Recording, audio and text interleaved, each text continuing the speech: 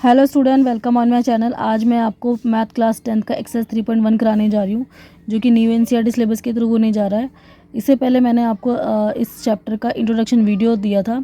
I hope बच्चों ने उस वीडियो को देखा होगा, उसके कंटेंट को समझा होगा। ठीक है, अब आइए देखते हैं, इसके एक्सरसाइज करके देखते हैं। तो एक्सरसाइज का फर्स्ट क्वेश्चन है, form the pair of the linear equation in the following problems. यहाँ पे कुछ प्रॉब्लम्स दी हुई है, इसका मुझे पेयर ऑफ लीनियर इक्वेशन बनाना है, यानी कि एक पेयर बनाना है लीनियर इक्वेशन का, and find their solution graphically, और फिर उसके सॉल्यूशन को ग्राफिकली निकालना है। तो आइए देखते हैं इसका फर्स्ट पार्ट है, the students of class 10th took part in the mathematic quiz. यहाँ पे क्लास 10th के 10 स्टूडेंट ने एक मैथमेटिक के क्विज में पार्ट किया था। ठीक है, स्टूडेंट कितने हैं? 10। If the number of girls is 4 more than the number of boys. अगर यहाँ पे नंबर ऑफ गर्ल्स यानी कि लड़कियों का नंबर 4 मोर है द नंबर ऑफ बॉयज़ से, यानी कि लड़कियों का जो नंबर है वो लड़कों के नंबर से 4 ज़्यादा है। Find the number of the boys and the girls. तो इसलिए हमें क्या करना है, नंबर ऑफ बॉयज़ और नंबर ऑफ गर्ल्स का जो एक्चुअल नंबर था वो कितना था वो निकालना है। Who took part in the quiz, जिन्होंने क्विज में पार्टिसिपेट किया था। तो हमें number of boys number of girls नहीं पता है, तो हम मान लेते हैं let the number of boys be x. मान लेते हैं नंबर ऑफ़ बॉयज़ जो है वो एक्स है, and the number of girls be y, और मान लेते हैं नंबर ऑफ़ गर्ल्स जो है वो वाई है। तो इस तरीके से अकॉर्डिंग टू फर्स्ट क्वेश्चन कि टोटल स्टूडेंट 10 है। ठीक है, अकॉर्डिंग टू फर्स्ट टर्म के हिसाब से फर्स्ट टर्म के हिसाब से एक्स यानी कि बॉयज़ और वाई यानी कि गर्ल्स दोनों को मिलाकर 10 स्टूडेंट आते हैं। तो हम यहाँ पे लिख देंगे x plus y is equal to में स्टूडेंट 10। तो ये हमारी फर्स्ट इक्वेशन बन जाएगी। और यहाँ पे second, according to second term के हिसाब से कि y is equal to x plus 4, यानी कि जो लड़कियाँ हैं गर्ल्स से हमने y माना था, उनका नंबर लड़कों से 4 ज़्यादा है। तो हम लिखेंगे कि y यानी कि लड़कियाँ is equal to x plus 4, यानी कि लड़कों से 4 नंबर ज़्यादा है। ठीक है, तो ये हमारी सेकेंड इक्वेशन हो जाएगी। तो अब हम इसको क्या करेंगे, इसकी दोनों इक्वेशन को हम पहले इसका एक्स और वाई निकालेंगे। ठीक है, इनको फिर ग्राफिकल रिप्रेजेंट करेंगे। तो इसीलिए हम यहाँ पे 2 बॉक्स बना लेंगे, ताकि हम पहले इक्वेशन के जो एक्स और वाई की वैल्यू आए वो इसमें लिखें, और दूसरी इक्वेशन के एक्स और वाई की जो वैल्यू है वो इसमें लिखें। तो हमें 2 वैल्यू ही काफ़ी होगी। तो देखिए, आइए देखते हैं इसको वैल्यू को हमने कैसे निकाला है। तो यहाँ पर x plus y is equal to 10 पहले ही क्वेश्चन को उतार लेंगे, और अपनी मर्जी से यहाँ पे किसी एक की वैल्यू को हम लेट कर लेंगे। तो मान लेते हैं let x is equal to में है 6। ठीक है, तो यहाँ पे x की जगह पे हमने 6 लगा लिया, plus y is equal to 10 लगा दिया। अब x की जगह पे 6 लग गया, तो 6 plus y is equal to 10। अब y इज इक्वल टू में 10 है, और यहाँ पे x 6 इधर जाएगा तो आ जाएगा माइनस का 6। तो 10 में से 6 माइनस करेंगे तो आएगा 4। तो मान लिया x इज इक्वल टू में 6 आया है, तो y का कितना आ गया 4। अब आता है let x is equal to में 3। मान लेते हैं कि x की वैल्यू 3 ले लेते हैं। तो क्या होगा, x की जगह पे 3 लगा दिया, plus y is equal to में 10। y को इधर ले आएंगे और 10 में से 3 माइनस हो जाएगा, तो क्या आएगा 7। तो यहाँ पे अगर हमने x की वैल्यू को 3 लिया है तो y की वैल्यू 7 आ जाएगी। अब इसकी सेकंड वाली जो इक्वेशन है, यानी कि y is equal to x plus 4 को यहाँ पे लिख देंगे y is equal to x plus 4। अब इसकी भी 2 वैल्यू निकाल लेंगे x और y की। तो मान लेते हैं let x is equal to में है 4, सॉरी पहले मान लेते हैं let x is equal to में 0।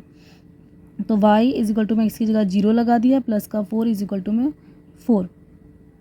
तो कितना आ गया, यानी कि जब हमने x में यहाँ पर 0 लिया है ना, तो 0 में 4 ऐड किया, तो y में y की वैल्यू जो है वो 4 आ गई। तो यहाँ पे हम लिख देंगे x की वैल्यू 0 और y की वैल्यू 4। अब हमने let x is equal to 2 ले लिया। ठीक है, तो यहाँ पे x की जगह पे यहाँ पे 2 फिट कर देंगे, y ऐसी कैसी है इज इक्वल टू में प्लस में 4 आ जाएगा। तो हमने x की जगह जब 2 लिया तो 2 में 4 ऐड किया तो 6 आ गया, यानी कि जब हमने x में 2 लिया तो y में कितना आ गया 6। तो हम इस वैल्यू को यहाँ पे लिख देंगे, x की वैल्यू 2 और y की वैल्यू 6। अब हम इसको ग्राफ पे प्लॉट करने जा रहे हैं। ग्राफ पे प्लॉट करने के लिए हम क्या करेंगे, सबसे पहले एक लाइन खींचेंगे स्केल की मदद से। ठीक है, हॉरिजॉन्टल लाइन खींचेंगे और यहाँ पे सेंटर में यहाँ पे 0 नाम दे देंगे, क्योंकि y का यहाँ पे कोई भी वैल्यू नहीं है, इसलिए y के हम एक्सिस को कम भी कर सकते हैं, और x में ज़्यादा नंबर है तो x के एक्सिस को बढ़ा सकते हैं। तो इसलिए हमने यहाँ पे x के नंबर को ज़्यादा, प्लस के x के जो पॉजिटिव नंबर है उनको ज़्यादा ले लिया, क्योंकि y का यहाँ पर इस बॉक्स में कोई भी नंबर नहीं है। तो इसलिए अगर हम y की वैल्यूज़ को कम भी ले लेंगे यहाँ पर तो चलेगा। तो 0 और उसके बाद यहाँ पे 1 2 3 4 5 6 7 8 9 ये x एक्सिस प्लस का है, और यहाँ पे माइनस का 1 माइनस का 2 माइनस का 3 माइनस का 4 माइनस का 5 ये माइनस के एक्स एक्सिस के नंबर है। उसके बाद एक वर्टिकली लाइन भी खींच लेंगे, जिसमें यहाँ पे ऊपर की तरफ प्लस के नंबर होंगे, प्लस का y का नंबर होगा 1 2 3 4 5 6 7 8, और माइनस की तरफ माइनस का नेगेटिव नंबर होगा, क्योंकि माइनस के नेगेटिव नंबर यहाँ पे कम है इसलिए हम इसको कम ले सकते हैं। ठीक है, अब इनको हम लगा देते हैं। तो सबसे पहले वाले बॉक्स में था x में 6 था और y में 4 था, तो यहाँ पे x का 6 है और यहाँ से y का 4 की तरफ और यहाँ से x के 6 की तरफ, तो पहली डॉट को हम यहाँ लगा देंगे। फिर दूसरा है x का 3 और y का 7, तो x का यहाँ पे ये रहा 3, यहाँ से ये रहा ये जो 3 है, ये 3 के सामने x की वैल्यू और यहाँ से y के 7 के सामने इसकी वैल्यू, तो x का 3 और y का 7 दूसरा डॉट यहाँ लग गया। अब स्केल की मदद से दोनों डॉटों को आप मिला दो।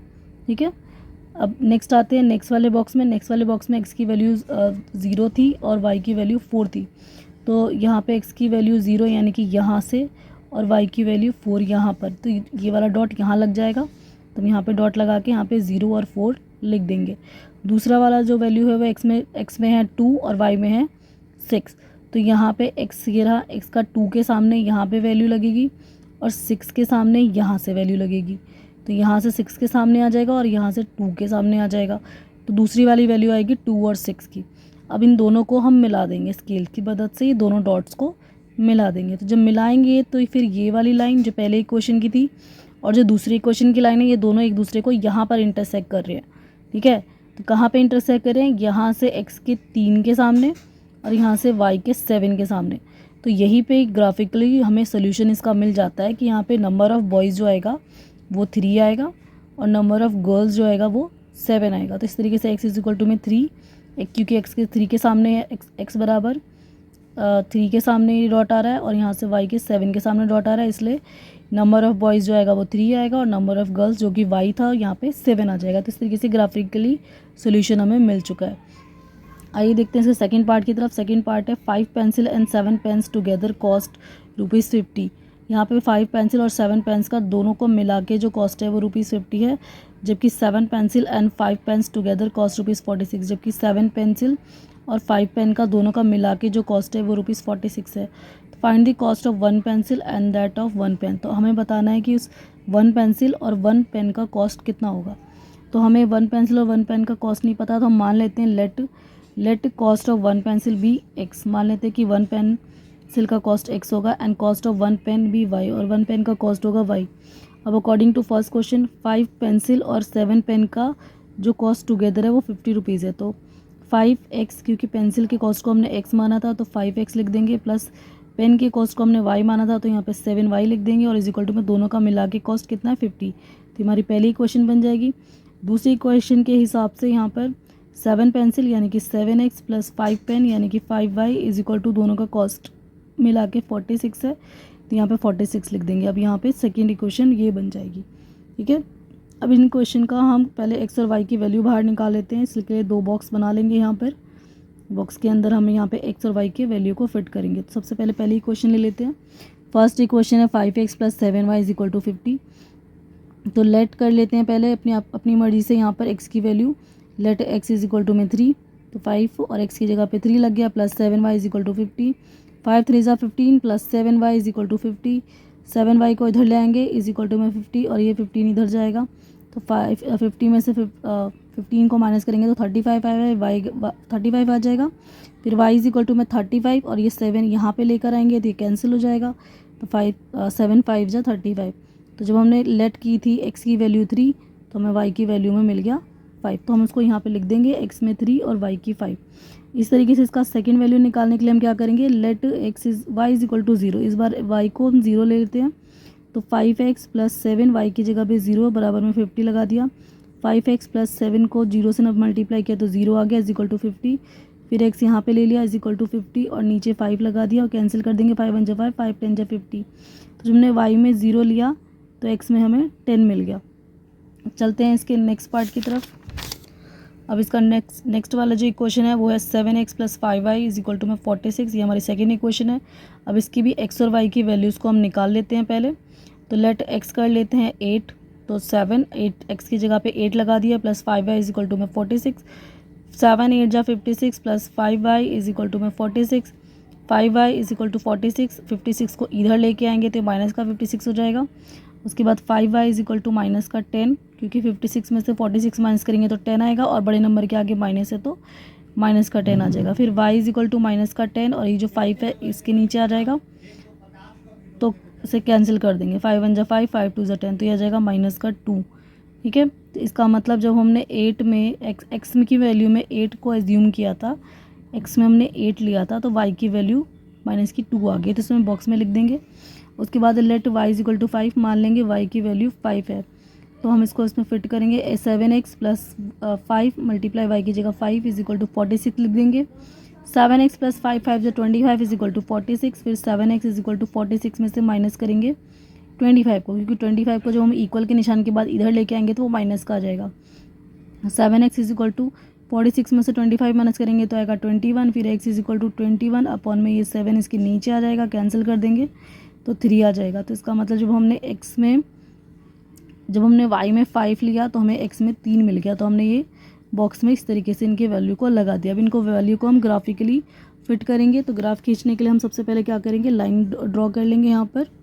ठीक है, वर्टिकली और हॉरिजॉन्टली लाइन ड्रॉ कर लेंगे। उसके बाद यहाँ पे नंबर डाल देंगे, यहाँ पे 0 डाल देंगे, क्योंकि यहाँ पे y में बस एक ही माइनस का नंबर है, इसलिए y के नंबर को भी हम कम ही लिखेंगे, क्योंकि इससे माइनस तक ही है, और x का यहाँ पे कोई भी माइनस का नंबर नहीं, तो इसको छोटा कर देंगे, कम लिखेंगे यहाँ पर नंबर। ठीक है, अब यहाँ पे 0, उसके बाद प्लस का 1 2 3 4 5 6 7 8 9 तक नंबर लिख दो। ये x एक्सिस के नंबर हो जाएंगे, प्लस के x एक्सिस के, और यहाँ पे -1 -2 ये माइनस के x एक्सिस के नंबर हो जाएंगे। उसके बाद यहाँ पे ऊपर 1 2 3 4 5 ये y एक्सिस के नंबर हो जाएंगे, प्लस के y एक्सिस के, और नीचे माइनस के y एक्सिस के नंबर, यानी कि -1 -2 -3 -4 तक माइनस के y एक्सिस के नंबर हो जाएंगे। अब देखते हैं इस नंबर को ग्राफ पे लगा के, तो पहले इक्वेशन के नंबर को ग्राफ पे लगाते हैं। तो पहले इक्वेशन में x में 3 था और y में 5 था, तो यहाँ पे आते हैं, यहाँ पे x के 3 के सामने ये रहा और y के 5 के सामने यहाँ पे, तो पहली डॉट हमें यहाँ मिल जाएगी, तो यहाँ लगा देंगे।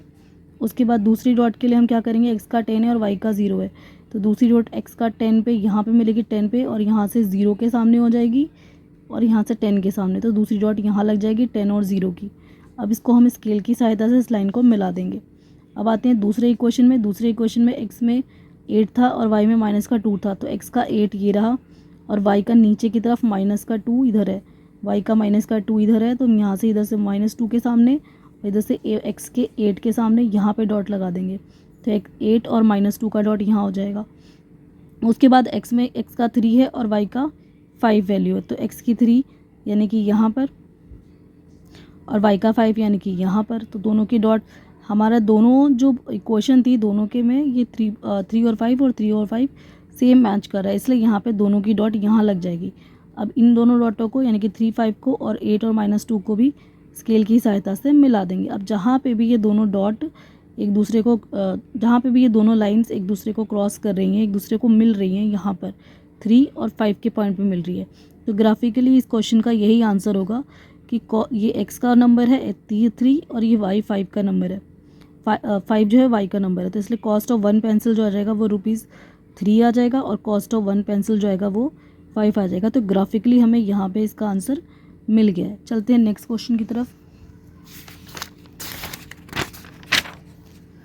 नेक्स्ट क्वेश्चन है, on comparing the ratio A1/A2 is equal to B1/B2 is equal to C1/C2 find out whether the lines representing the following pairs of the linear equation intersect at a point are parallel और a coincident. तो comparing करते हुए कि ratio A1/A2 B1/B2 बराबर है C1/C2 find out the whether the lines represent. तो हमें find करनी है कि लाइन्स जो है वो कहाँ पे रिप्रेजेंट करेंगी, अगर हमारे जो following pair of linear equation जो है वो इंटरसेक्ट करते हैं एक पॉइंट पे, तो ये पैरेलल होगी या फिर कोइंसिडेंट होगी। तो सबसे पहले हमें यहाँ पे इक्वेशन दिया हुआ है 5x माइनस का 4y प्लस 8 बराबर में 0, तो 7x माइनस का 6y माइनस का 9 इज इक्वल टू में 0। तो हम सबसे पहले ये वाला जो हमारा जो कंपेरिजिंग रेशियो है हम इसको लिख लेंगे फॉर्मूले को। ठीक है, फॉर्मूले के बेस पे इसमें A1 और A2 को लिख लेंगे, तो A1/A2 यानी कि x के आगे का जो नंबर होगा 5 वो A1 होगा, उसको यहाँ लिख लेंगे, और x नीचे वाले जो x के आगे के जो नंबर है उसको A2 मान लेंगे, तो उसे यहाँ लिख देंगे 5/7। इस तरीके से B1/B2 ये y के आगे का जो नंबर होंगे उसको लिख लेंगे, तो B1 में -4 आएगा और B2 में -6 आ जाएगा, और यहाँ पे C1 में स्टैंडर्ड फॉर्म में जो नंबर है उसको C1/C2 मान लेंगे, तो यहाँ पे आ जाएगा 8 और -9। अब यहाँ पे देखेंगे आंसर को, तो यहाँ पे A1 और A1 अपॉन A2 और B1 अपॉन B2 जो है वो बिल्कुल भी मैच नहीं कर रहे हैं। इसका आंसर 5/7 आ रहा है, जबकि इसका आंसर माइनस का 4/6 आ रहा है, तो इसमें कुछ भी मैच नहीं कर रहा। तो पहला ही जो इसमें रेशियो है यानी कि A1/A2 और B1/B2 ये मैच नहीं कर रहे हैं। तो हम ऐसे लिख देंगे A1/A2 अपॉन में B1/B2, A1/A2 इक्वल नहीं है B1/B2 के, इसलिए हम कहेंगे the lines are intersect at a point. तो ऐसी सिचुएशन में जो लाइंस होती है वो एक दूसरे पे को एक पॉइंट पर इंटरसेक्ट करती है। इंटरसेक्ट मतलब कट करती है। आते हैं इसके सेकंड पार्ट की तरफ। तो सेकंड पार्ट में है 9x + 3y + 12 = 0, 18x + 6y + 24 = 0। अब यहाँ पे A1/A2, तो A1 में आएगा 9 और A2 में आएगा 18 = B1/B2, तो B1 में कितना आएगा 3 और B2 में कितना आएगा 6। C1/C2, C1 में कितना आएगा 12 और C2 में कितना आएगा 24।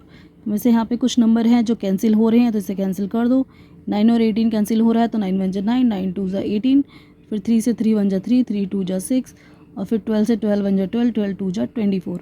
तो यहाँ पे 1/2 आ जाएगा, यहाँ पे लिख लेते हैं। फिर B1/B2 का आंसर भी 1/2 आ रहा है, तो यहाँ पे लिख लेते हैं इसका आंसर को। और C1/C2 का भी आंसर 1/2 आ रहा है, तो इसका आंसर भी यहाँ पे लिख लेते हैं। अब यहाँ पे क्या है कि A1/A2, B1/B2, C1/C2 तीनों के आंसर बराबर आ रहे हैं, तो हम लिख देंगे द लाइन्स आर कॉन्सिडेंट। यानी कि जब ऐसी सिचुएशन आ जाए जिसमें A1/A2, B1/B2 और C1/C2 बराबर होता है, तो इसमें लाइन्स क्या होती है, कोइंसिडेंट होती है। चलते हैं इसके थर्ड पार्ट की तरफ। थर्ड पार्ट है 6x - 3y + 10 = 0, 2x - y + 9 = 0। अब इसका A1/A2 लिख लेते हैं जो कि है 6/2, तो 6 यहाँ पे और 2 यहाँ पे लिख लेंगे। फिर B1/B2, B1/B2 में है -3 और -1, यहाँ पे लिख लेंगे। y के आगे कोई नंबर नहीं है, तो यहाँ पे 1 माना जाएगा, इसलिए हमने यहाँ पे 1 लगा लिया है। और क्योंकि y माइनस में था तो इसलिए यहाँ पे माइनस लगा देंगे। उसके बाद प्लस यहाँ पे C1/C2 में क्या आएगा 10/9। अब यहाँ पे जो कैंसिल हो रहा है उसे कैंसिल कर सकते हैं, जैसे 2 से 2 3 जा 6 और 2 1 जा 2 कैंसिल हो रहा है, तो A1/A2 का आंसर आ जाएगा 3/2। एंड यहाँ पे ये भी माइनस, दोनों माइनस माइनस ऊपर नीचे कैंसिल हो जाती है, इसे कैंसिल कर दो तो आ जाएगा 3/1 = 10/9। तो A1/A2 = B1/B2 और इक्वल नहीं है C1/C2 के, यानी कि A1/A2 और B1/B2 तो आपस में बराबर है, लेकिन C1/C2 जो है वो इनके बराबर नहीं है। तो इस ऐसी सिचुएशन में हम क्या लिखते हैं, द लाइन्स आर पैरेलल। तो लाइन्स जो है वो पैरेलल है। आगे चलते हैं इसके नेक्स्ट क्वेश्चन की तरफ।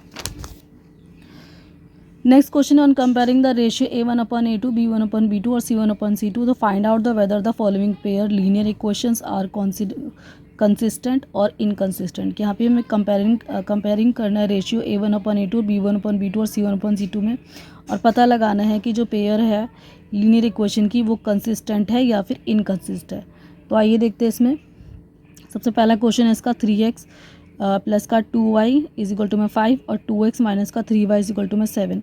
तो यहाँ पे इसका A1/A2 कितना है, A1 कितना है 3 और A2 कितना है 2, B1/B2 कितना है, B1 में है 2 और B2 में कितना है -3, और C1/C2 कितना है 5/7।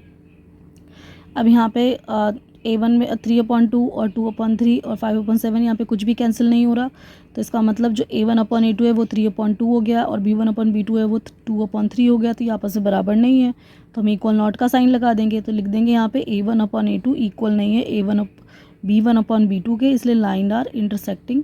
तो लाइन्स जो है यहाँ पे इंटरसेक्टिंग है, तो इक्वेशन क्या है, इक्वेशन है कंसिस्टेंट। इक्वेशन आर कंसिस्टेंट, यानी कि जब ऐसा सिचुएशन आता है जब लाइन इंटरसेक्टिंग होती है तो इक्वेशन कंसिस्टेंट होती है। आइए देखते हैं इसे सेकंड पार्ट की तरफ। इसका सेकंड पार्ट है 2x माइनस का 3y = 8, 4x माइनस का 6y = 0।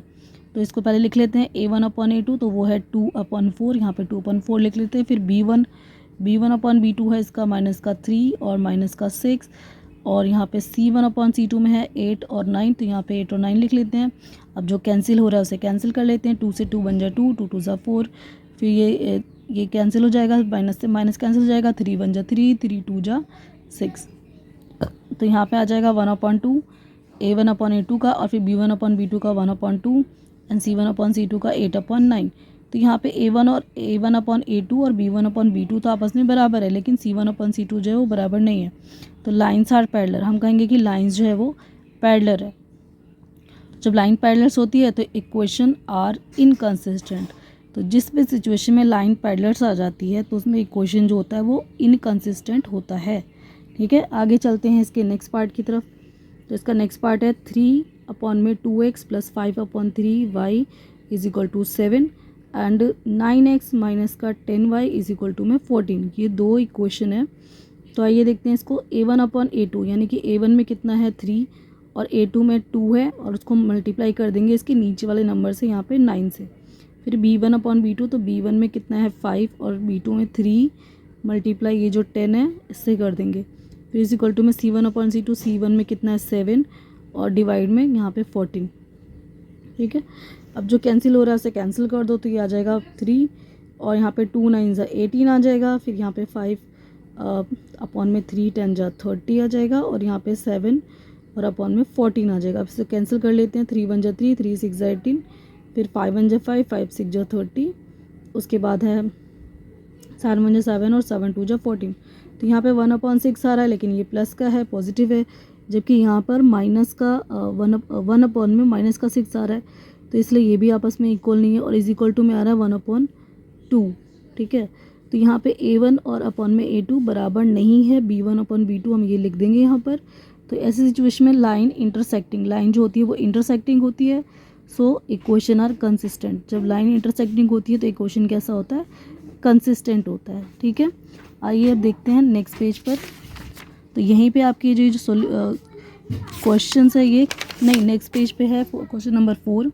माफ़ कीजिएगा, यहाँ पे गलती हो गई है। तो क्वेश्चन नंबर 4 इसका देख लेते हैं।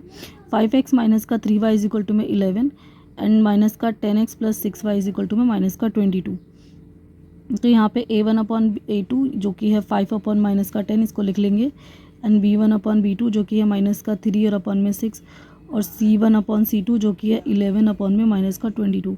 अब इसे कैंसिल कर देंगे। 5 1 5, 5 2 7 यानी कि 10, 5 1 5, 5 2 10 यानी कि 1 अपॉन में -2। फिर इसे कैंसिल कर देंगे। 3 1 3, 3 2 6, तो -1 अपॉन में 2। फिर 11 1 11, 11 2 22, तो 1 अपॉन में -2, क्योंकि यहाँ पे -2 था, तो इसे कैंसिल करने पे भी आंसर में -2 आ जाएगा। अब यहाँ पे क्या है कि जो A1/A2 है और वो B1/B2 और C1/C2 ये तीनों ही आपस में बराबर होंगे, तो इसलिए हम कहेंगे लाइन्स आर कोइंसिडेंट। तो लाइन यहाँ पे कोइंसिडेंट है क्योंकि तीनों में एक एक माइनस लगे हुए हैं, सो इक्वेशन जो है वो कंसिस्टेंट होंगी। आगे देखते हैं इसका 5th पार्ट की तरफ। 5th पार्ट में है 4 अपॉन में 3x + 2y = में 8 एंड 2x + 3y = में 12। तो A1/A2 जो कि है 4/3, 4/3 लिख देंगे, और यहाँ पे A2 में 2 है तो मल्टीप्लाई में यहाँ पे 2 डाल देंगे। फिर B1/B2, तो B1 में यहाँ पे 2 लिख देंगे, और B2 में यहाँ पे 3 है तो 3 लिख देंगे। उसके बाद C1 में यहाँ पे कितना है 8 है तो 8 लिख देंगे, और C2 में 12 है तो 12 लिख देंगे।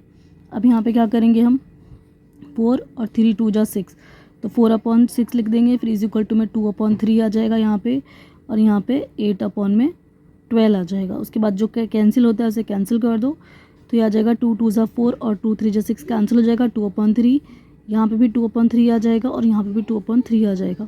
जब इसे कैंसिल करेंगे तो 4 2 8 और 4 3 12 आ जाएगा। तो तीनों में जो आंसर है वो एक बराबर आता है, यानी कि A1/A2 बराबर है B1/B2 में, और बराबर है C1/C2। तो ऐसी सिचुएशन में लाइन्स आर कोइंसिडेंट, लाइन्स यहाँ पे कोइंसिडेंट होती है, तो इसका मतलब इक्वेशन जो है वो कंसिस्टेंट है। ठीक है, आई होप आपको यहाँ तक के क्वेश्चन जो है वो अच्छे से समझ में आ गए होंगे। मिलते हैं नेक्स्ट वीडियो में, बाय बाय।